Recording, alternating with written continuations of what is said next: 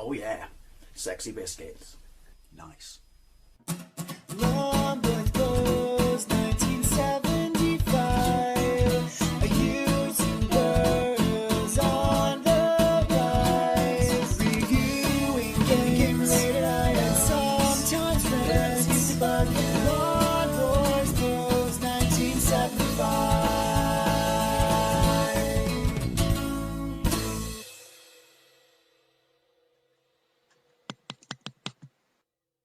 Hey YouTube, Longboys Post 1975, and welcome to another product overview video. In this video I'll be taking a look at this. It's the My Arcade Retro Arcade Cabinet Pac-Man. Basically, it's a mini arcade cabinet. If you watched videos of mine before, you probably know that I already have a Karate Champ. I do like these little cabinets, you know, the artwork on it and stuff like that. The attention to detail is absolutely fantastic. Obviously, it's running the NES version of the game and not the arcade version of the game. I don't know if that's to do with, you know, cost of production or ease of production, I would say. But also, each machine, while it's restricted to one ROM, sorry about the glare, this is an absolute shine machine, fingerprint magnet if you will.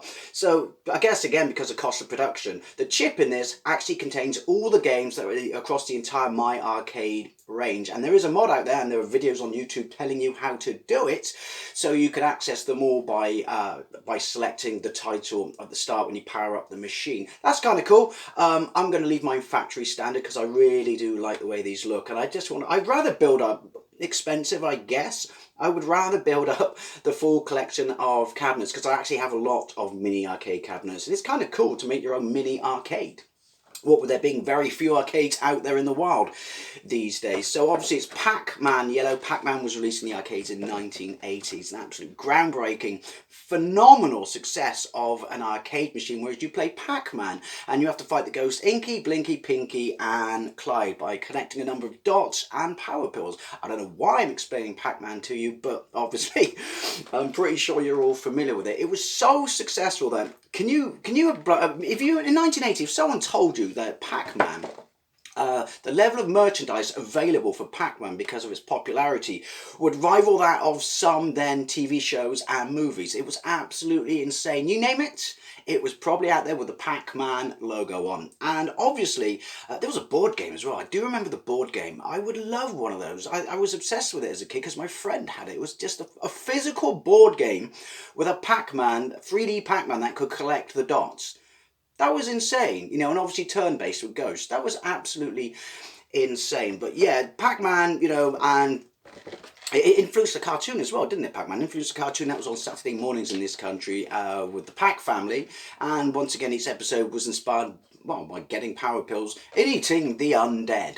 Pretty sure that's illegal. Anyway, right, let's have a look at the box. As I said, the product design of the box, or the packaging design, I should say, in itself makes it a brilliant display piece. You've got information on the history of Pac-Man on the side, explanation of the controls. You can see some of the artwork on the cabinet, which we'll see in greater detail when I pop it out of this box. But then you've got your Pac-Man logo, and you've got your Pac-Man there, along with your ghost on the side there. I do like these boxes. They're very, very solid, sturdy, and do make great display pieces. I've just realised that apparently you can't play it unless you're under the age of 14.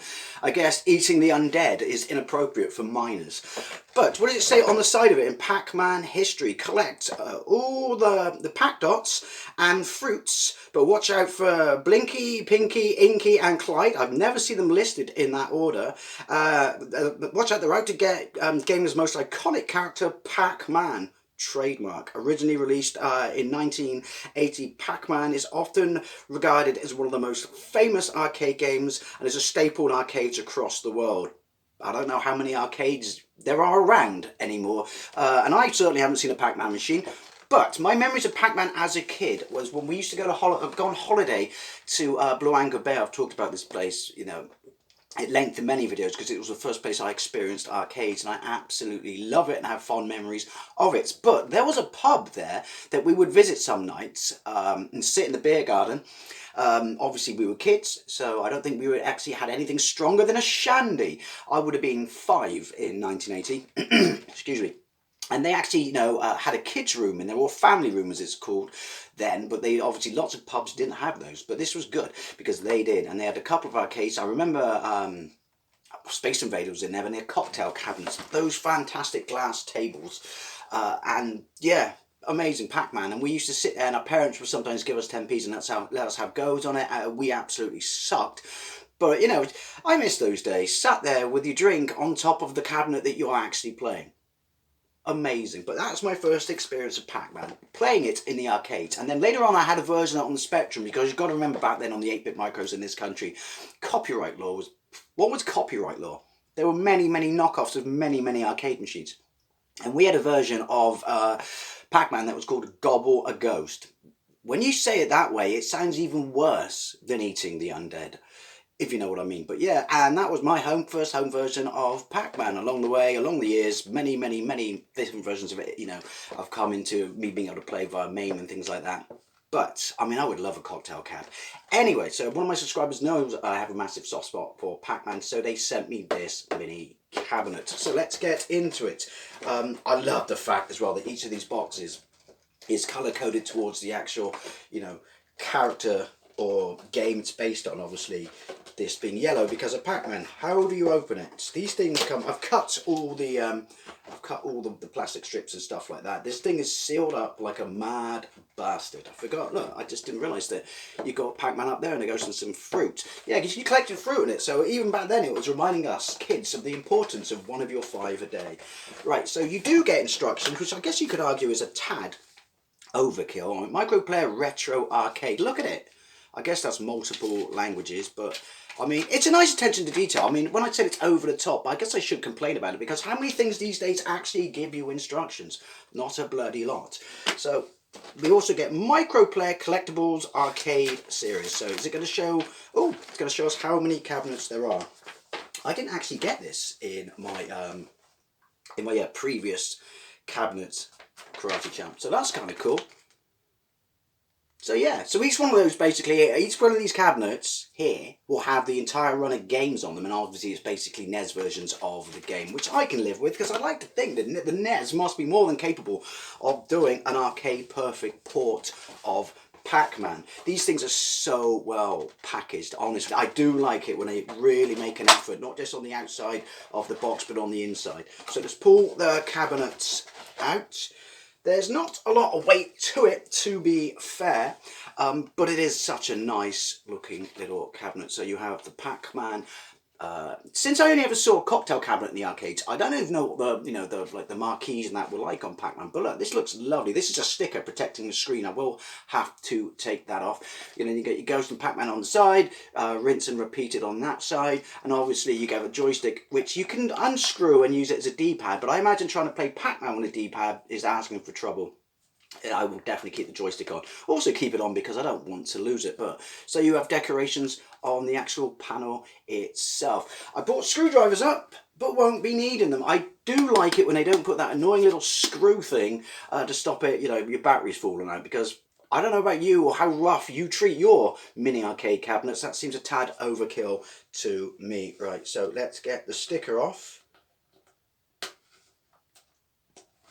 He says, I can't find where to peel it. Insert jump cut here. Dear Lord, that was on there. I mean, that was really on there, and believe it or not, I'm still going to keep that. But it's good, to protect your screen and stuff like that. Again, attention to detail in the packaging itself. So let's bang some batteries in and see if I can actually capture some gameplay, because it's really difficult to capture these. I can either try it on my phone or I can try it with a camcorder, but either way it's not going to come out brilliant. And also, I suck at Pac-Man. I may love it and have a huge nostalgia soft spot for it, but I suck at Pac-Man. Anyway, it takes 4 AA's. I was going to say that seems a bit much, but at the same time, the screen, while I'm capturing it, maybe it'd be a tad difficult. The screen quality on these is really nice. I mean, really nice. So let's bang that in and let's fire it up. It's a nice touch that when you fire it up, you actually press where you would put money in if you were going to put money in. I like that. And then it glows like they do in the arcades. I'm trying to keep the glare down. Hopefully you can. See that? Yeah, like I said, this thing is a shine machine. It really, really is. Right, so let's have a look. Pac-Man, start.